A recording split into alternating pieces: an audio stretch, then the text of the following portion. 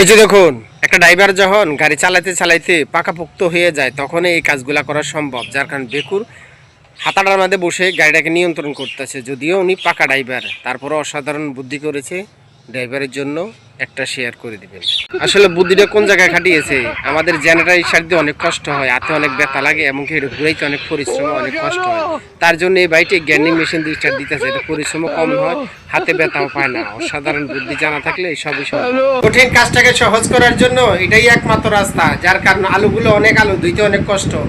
তার জন্য এই মেশিনটার ভিতরে বইরা ঘুরানি দিলে অবশ্যই আলুগুলো ধোয়া হয়ে গেল। অসাধারণ বুদ্ধি জানা থাকলে একজন ড্রাইভারে কিভাবে সাহস দেখায়, কত সাহস হলে একজন ড্রাইভার চলতে পারে। আসলে দেখতে পেয়েছেন দুই পাশে দুইটা চাক্কা বড় বড়, কিন্তু রাস্তাটার অবস্থা দেখুন এবং কি গাড়িটার অবস্থা দেখুন। এই জন্যই ড্রাইভারগুলো এত সাহস দেখাইতে পারে, যার কারণ ওদের এসিটা দেখে আমার কাছে মনে হচ্ছে এই এসির মালিকই কমপক্ষে এসিটার বয়স 50 বছর হয়েছে, এই জন্য এসিটা চালাইতেছে। দেখেন এসিটা এখনো চলতেছে।